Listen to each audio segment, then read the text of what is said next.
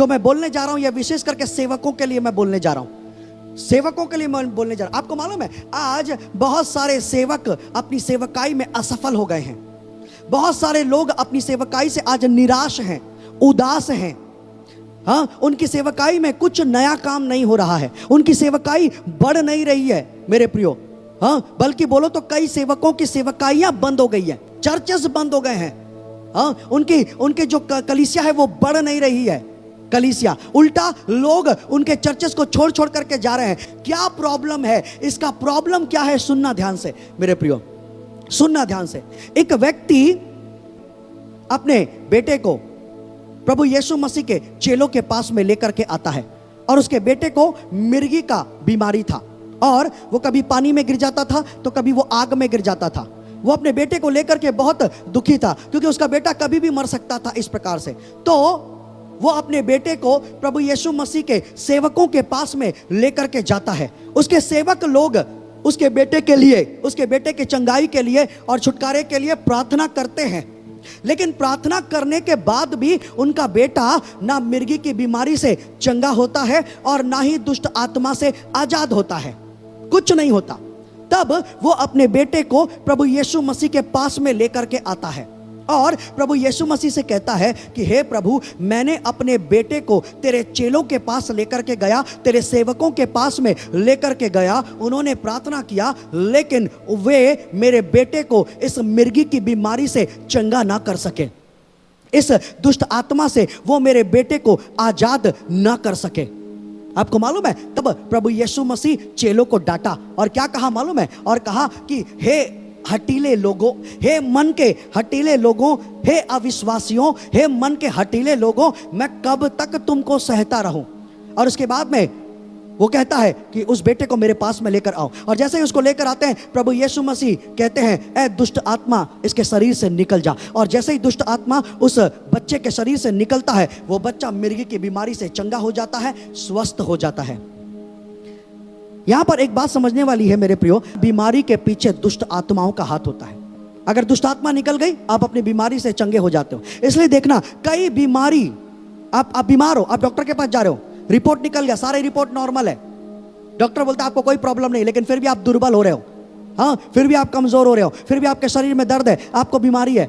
Doctor नहीं पकड़ पाएगा मेरे प्रियो, लेकिन एक स्पिरिचुअल डॉक्टर पकड़ लेगा कि इस बीमारी के पीछे दुष्ट आत्मा का हाथ है। और प्रभु यीशु मसीह ने दुष्ट आत्मा को उसके शरीर से निकाला और वो तुरंत अपनी मिर्गी के बीमारी से चंगा हो गया, स्वस्थ हो गया। तब चेले एकांत में प्रभु यीशु मसीह से जाकर के पूछते हैं, हे प्रभु, हम क्यों उस बीमार को चंगा ना कर सके? हे प्रभु, हम क्यों दुष्ट आत्मा ना निकाल सके? तब प्रभु यीशु मसीह उनको क्या कहते हैं? ध्यान से सुनना मेरे प्रियो। आंसर यह था कि प्रभु यीशु मसीह कहते हैं उनसे, देखो 19 वचन और 20 वचन, जल्दी पढ़ो। तब चेलों ने एकांत में यीशु के पास आकर कहा, हम उसे क्यों नहीं निकाल सके? उसने उनसे कहा, अपने विश्वास की घटी के कारण, क्योंकि मैं तुमसे सच कहता हूँ, यदि तुम्हारा विश्वास। यहाँ पर यीशु मसीह चेलों से कहते हैं, वो सेवकों से कहते हैं कि तुम अपने विश्वास की घटी के कारण से उस बीमार को चंगा ना कर सके और वो दुष्ट आत्मा को तुम निकाल ना सके। क्यों? विश्वास की घटी के कारण से। 17 अध्याय। अब मत्ती 10 अध्याय और उसका 1 वचन पढ़ते हैं। आपको कुछ इंटरेस्टिंग बताने जा रहा हूं, कुछ नया प्रकाशन, कुछ रेवलेशन आपको देने जा रहा हूं। सेवकों के लिए ध्यान से सुनना। अगर आप अपनी सेवकाई में निराश हो तो सुनो क्यों, आपकी सेवकाई में कोई काम नहीं हो रहा है तो सुनो क्यों। मत्ती 10 अध्याय उसका 1 वचन देखो क्या लिखा। फिर उसने अपने 12 चेलों को पास बुलाकर उन्हें अशुद्ध आत्माओं पर अधिकार दिया कि उन्हें निकाले और सब प्रकार की बीमारियों और सब प्रकार की दुर्बलताओं को दूर करें। हाँ, अब यहाँ पर देखो मेरे प्रिय, अब तक हम 17 अध्याय को पढ़ रहे थे कि प्रभु यीशु मसीह के चेले उस बीमार को ना चंगा कर सके, ना उसमें से दुष्ट आत्मा निकाल सके। लेकिन अगर हम थोड़ा पीछे चले जाते हैं तो मत्ती 10 अध्याय और उसके 1 वचन में हम क्या देखते हैं कि प्रभु यीशु मसीह तो अपने चेलों को अधिकार दिए थे, सामर्थ दिए थे दुष्ट आत्मा निकालने का, बीमारों को चंगा करने का। प्रभु यीशु ने चेलों को अधिकार दे रखा था, सामर्थ दे रखा था। लेकिन उसके बावजूद भी आगे आगे आगे जब समय आगे बढ़ता है और बीमार आता है, दुष्ट आत्मा से ग्रसित उसके पास आता है, तो चेले लोग ना बीमारी को दूर कर पाते, ना बीमार को चंगा कर पाते हैं, ना दुष्ट आत्मा निकाल पाते, ना उनको छुटकारा दे पाते हैं। प्रॉब्लम क्या है? प्रॉब्लम यह नहीं है मेरे प्रियो कि उनके जीवन में सामर्थ्य नहीं है, उनको अधिकार नहीं है दुष्ट आत्मा निकालने का। प्रभु यीशु मसीह ने दुष्ट आत्मा निकालने के लिए, बीमारों को चंगा करने के लिए कलीसिया को सामर्थ्य दे रखी है, अधिकार दे रखा है मेरे प्रियो। यहां पर सामर्थ्य की कमी नहीं थी, यहां पर अधिकारों की कमी नहीं थी, यहां पर विश्वास की घटी थी। वो सेवक अपने विश्वास की घटी के कारण से दुष्ट आत्मा निकाल ना सके, बीमारों को चंगा ना कर सके। सामर्थ्य की कमी के कारण से नहीं, अधिकार की कमी के कारण से नहीं। प्रभु यीशु मसीह ने भर भर कर सामर्थ्य दी थी, उनको अधिकार दिया था, सामर्थ्य दिया था कि तुम दुष्ट आत्मा निकालोगे, तुम बीमारों को चंगा करोगे। प्रभु यीशु मसीह अपनी कलीसिया को सामर्थ्य दिया है, अधिकार दिया है दुष्ट आत्माओं को निकालने का, बीमारी को निकालने का, समस्याओं को दूर करने का। तुम में सामर्थ्य की कमी नहीं थी, तुम में अधिकारों की कमी नहीं थी, तुम में वरदान की कमी नहीं थी, तुम में विश्वास की कमी थी। तुम इस कारण से अपने उस सामर्थ्य को बाहर ना निकाल सके, तुम अपने सामर्थ्य का उपयोग ना कर सके। जानते हो आज ये सामर्थ्य क्या है?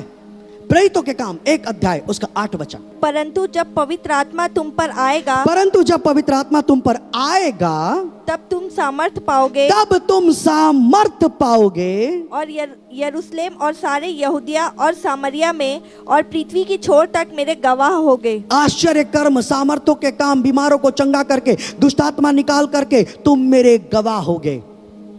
जब पवित्र आत्मा तुम पर आएगा तुम सामर्थ्य पाओगे। आपको बता दूं मेरे प्रियो, जितने लोगों ने आज पवित्र आत्मा का बपतिस्मा पाया है, अन्य अन्य भाषा के परिमाण के साथ में उन्होंने सामर्थ्य प्राप्त कर लिया है। उनके अंदर सामर्थ्य है मेरे प्रियो, वो सामर्थ्य से भरे हुए हैं वो, क्योंकि उन्होंने पवित्र आत्मा पाया है। पवित्र आत्मा सामर्थ्य का आत्मा है मेरे प्रियो।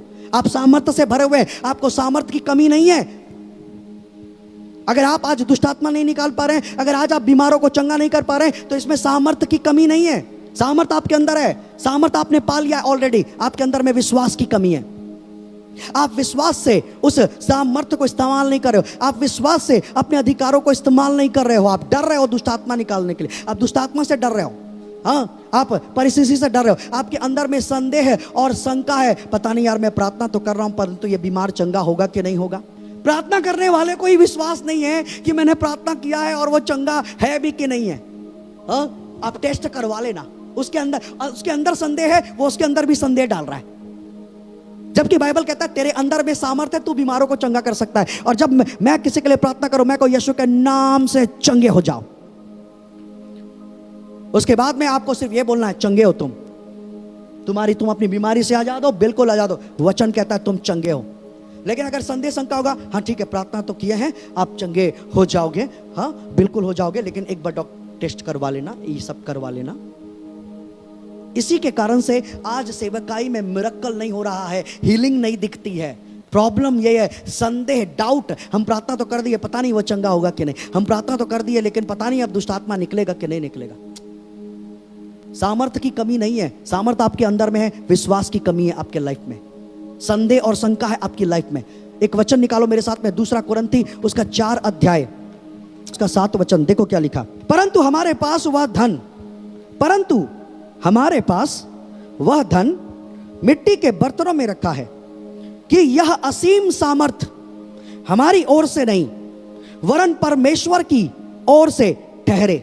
यहां पे क्या लिखा? वह असीम सामर्थ हमारी ओर से नहीं वरन परमेश्वर की ओर से ठहरे। परंतु हमारे पास वह धन मिट्टी के बर्तनों में रखा है, वह असीम सामर्थ। बाइबल में क्या लिखा है मालूम है? परमेश्वर की वो असीम सामर्थ हमारे पास है। और वो कहां रखा है? मिट्टी के बर्तनों में रखा है। और मिट्टी का बर्तन कौन है? हमारा शरीर। हमारे शरीर के अंदर वो असीम सामर्थ परमेश्वर ने पहले ही डाल करके रखा है। हमारे अंदर सामर्थ है, हमको सामर्थ की कमी नहीं है, हमको सामर्थ की कमी नहीं है चर्च। हमको विश्वास की कमी के कारण से आपकी सेवकाई में चिन्ह चमत्कार नहीं हो रहे, चंगाइयां नहीं हो रही है, दुष्ट आत्माएं नहीं निकल रही है, विश्वास की कमी है।